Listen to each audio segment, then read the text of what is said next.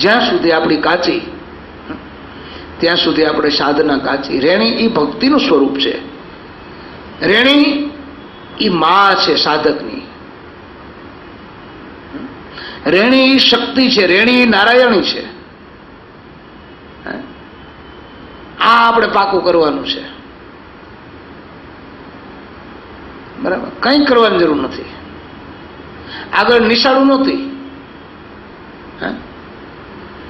બાપની પાસે છોકરો તૈયાર થઈને કામે ચડી જતો અને કોઠા ભૂજ બહુ હતી. અને ભણતા એ ઋષિઓ પાસે ભણતા, જે કોઈ તત્વજ્ઞાની હોય, કોઈ યોગી હોય, કોઈ બ્રહ્મવેતા મહાપુરુષ હોય, એની પાસે ભણતા. એ ફી નહોતી, સેવા હતી. એટલે એ ભાવથી કોઈક સેવાના ભાવથી દૂધની એક લોટી ભરી આવે, એક પાણીનો ગ્લાસ ભરી આવે, કામ થઈ જાય. જા બેટા, સાધુ સંતોની સેવા કરવામાં આ ફળ છે.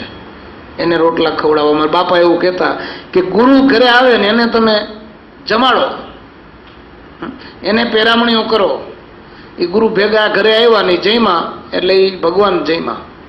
એને કપડાં પહેરાવ્યા એ વાઘા છે. એની પૂજા કરો, એની સેવા કરો, એની આરતી. એનું હૃદય દિલ જાગતું છે, જીવતું છે, એમાંથી આશીર્વાદ નીકળે. આશીર્વાદ ક્યાંથી નીકળે? હૃદયમાંથી નીકળે. જ્યાં હૃદય જ નથી, હૃદય વિનાની તમે ગમે એટલી ભક્તિ કરો, પૂજા કરો, હામે કે તમારામાં, બે દિલ હરખા હોવા જોઈએ. બરાબર ને? શિષ્યનું હૃદય જોઈએ સેવા કરવાનું, તો ગુરુનું હૃદય તો છે જ. દિલ, જેને આપણે કહીએ, હૃદય કહીએ, દિલ કહીએ. આનું નામ જ હૃદય પાડ્યું. હૃદય શેમાંથી આવ્યું? કે એમાં રે છે એટલે હૃદય. એક દિલ છે. તો જ્યાં સુધી આપણને આ રેણીનું ભાન નહીં થાય ત્યાં સુધી ગુરુની શાન નહીં સમજાય. આપણે ફેરા મટાડી દેવા હોય તો તાત્કાલિક આ લાઈન પકડવી. ગુરુ હું કહે છે ને એ જોવાનું છે, હું કરે છે ને એ જોવાનું નથી. હા, શિષ્ય એવા અધિકારી હોય અત્યારે તો કે ગુરુ હું કરે છે એ પેલા જોયા કરે. હું કહે છે એ કંઈ સાંભળે જ નહીં, એમાં પોતાનું તાર્યું કરે. બરાબર ને? એટલે બહુ સાધકને મોડું થઈ જાય. કબીર સાહેબે કેવા ચાબખા માર્યા છે. જ્ઞાન કથીને ગાડા ભરે મટે નહીં અંતરનો વિખવાદ. કબીર કે કળચા કંદોયના કેમે ન પામે સ્વાદ. આ કેને કીધું? જગતને કહેવા નથી ગયા, એના શિષ્યને કીધું. ક્યાંક પોતાના મનને કીધું. મનને ક્યાં કીધું? તો કે કબીર ખડા બાજાર મેં સબકો લાગે પાય, ના જાનો કિસ રૂપ મેં નારાયણ મિલ જાય. આ એના મનને સમજાય. હાથ જોડ, બધાને હાથ જોડતો થા, મીઠું બોલ, બધાને યારે પ્રેમ રાખ. કોક ક્યારેક હામું પાત્ર લઈને દેવા આવ્યો હોય, પણ આપણે ત્યાં જ જો પ્રકૃતિ આડી ફરી જાય તો હેરાન થઈ જાય.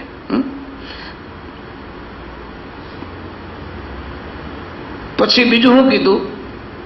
કબીરા તારી કોટડી ગલકટન કે પાસ, કરેગા સો ભરેગા તુમ ક્યું ઉદાસ. કબીર ઈ પોતાને બોધ આપ્યો. એમ સંતોએ પાછું વિનંતી કરીને કીધું.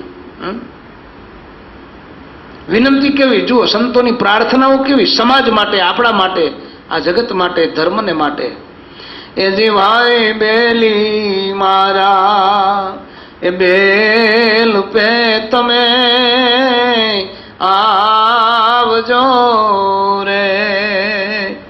નવરય મનડાના ભાઈ મોરા, અરે ભગતિ હેતજીને નર ન એ ભાગ્યે રે. આંગણે વાર છે આળતો ર્યા, અરે બેલી મારા, એ બેલ પે તમે એ આવજો રે. મારે આંગણે બહુ મોટો ભાર છે. એક તો આ વ્યવહારની જવાબદારી, બીજી ધર્મની જવાબદારી. આંગણે ભાર છે અણતોયરા માટે મારા બેલી તમે થાજો, બેલ પે આવજો. બેલપ એટલે મદદ, હેલ્પ કરજો.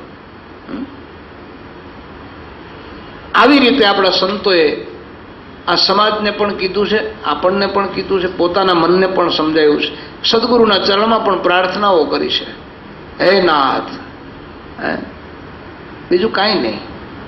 એ પોતાના પ્રાર્થનામાં પોતાના દુઃખ નહીં ભૂલી જાય ને સુખ નહીં ભૂલી જાય, એવી પ્રાર્થના. તો ભગવાન રાજી થઈ જાય, સંતો રાજી થઈ જાય. જીવતો જાગતો બોલતો ચાલતો એ જ બ્રહ્મ છે, એ સદગુરુ છે, બીજો કોઈ નહીં. એ આપણને પકડાઈ જવું જોઈએ, નક્કી થઈ જવું જોઈએ. તો આપણે જોઈએ છીએ ને, એક આશીર્વાદમાં કેવડું કામ થઈ જાય છે, તો એ આપણે પાછા પકડી ન શકીએ એને. જગતના બધા ખોટા દ્રશ્ય આપણને યાદ રહી જાય. હમણાં જ મારા મિત્ર આવ્યા હતા, એ વાત અમે કરતા હતા, બેઠા હતા રાતે. ખોટા દ્રશ્ય આપણને બધા યાદ રહી જાય, પણ ગુરુની મૂર્તિ ધ્યાનમાં ના આવે. ઓલું નજરે તરતો હોય ફોટો, દ્રશ્ય નજરે ફરતું હોય, પ્રાકૃતિક સૌંદર્ય ભારીને ઓલું ભારીને ઓલું ભારી, પણ ગુરુ મૂર્તિમાં લ્યો ધ્યાનમાં તો ના આવે. શું કામ? તો કે ઓલું માયાનું દ્રશ્ય છે અને મન છે એ માયાનું છે. ગુરુની મૂર્તિ માયાથી ન્યારી છે એટલે પકડાય નહીં. માયા સાથે પકડવા જાવ તો ન પકડાય. માયાને મૂકીને પકડો તરત પકડાય.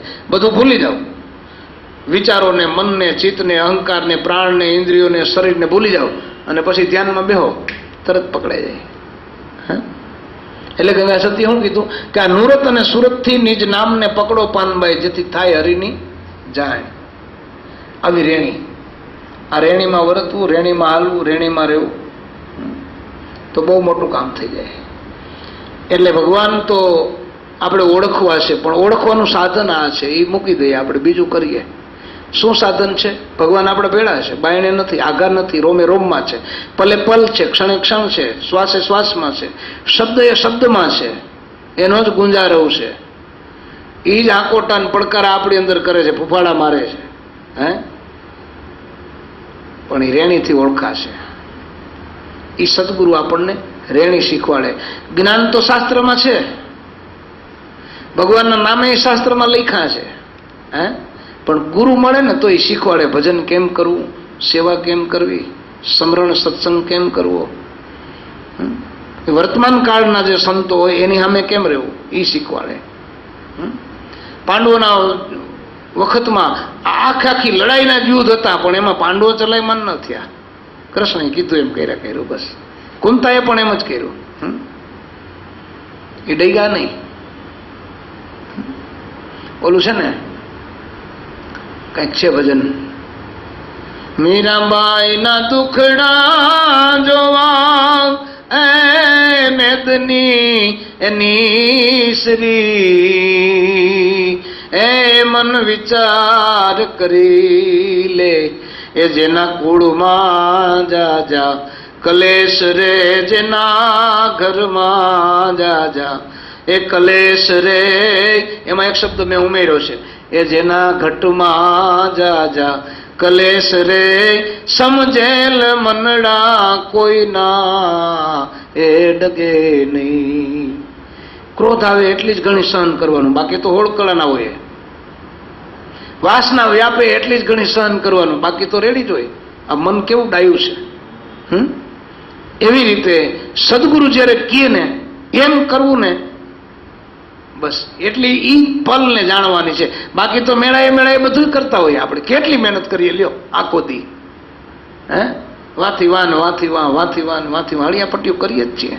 મન દોડે, બુદ્ધિ દોડે, ચિત્ત દોડે, પ્રાણ દોડે, શરીર દોડે, બધું દોડે.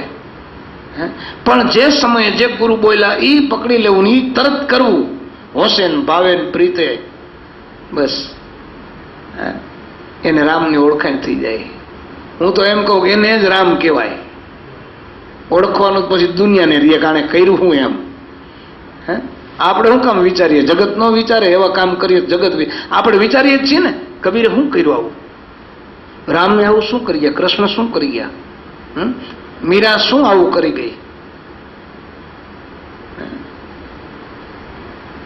હજારો લાખોની કરોડોની સંખ્યામાં આજે ધ્યાન થાય છે, યોગ થાય છે, દાન થાય છે, તોય કોઈને મળે નહીં. ઓલો એમ કે મને મળ્યું, રામ રમકડું જડ્યું રાણાજી, મને રામ રમકડું જડ્યું. જો તો ખરા જાહેરમાં પડકારીને લખતા જાય. હે? અને આ જગત પાછું એટલું જ્ઞાનીય છે કે તમે ખોટું લખી જાઓ સ્વીકારશે નહીં, અને સાચું હોય છે તો એ કોઈ દી મૂકવાના નથી. એટલે આપણે એવું કરવાનું છે, ગુરુ બોલ્યા ને એ પલ પકડી લેવાની, આ શીખવા જેવું. પછી કામ ગમે તે હોય, ઝીણું કામ હોય, મોટું હોય, સારું હોય, નરસું હોય, એ પકડી લેવાનું. બસ આ રેણી છે. આટલી ટૂંકી બે વાતું, સમજણની છે બે વાતું, જીવડા સમજણની છે બે વાતું, એવું કંઈક દાસી જીવનનું ભજન છે. માટે થોડુંક મોડું થઈ ગયું છે, હજી આરતી પૂજન કરવાનું છે. કાલે વળી પાછા મળશું, વાતો કરશું, અને ગુરુના ગુણ જે ગુરુ મહારાજ ગવડાવશે એ ગાશું. સર્વદાતા સદગુરુ ભગવાન સત હરિરામ બાપાની જય. જગતજનની જગદંબા સતમા મણિમાની જય. સર્વદાતા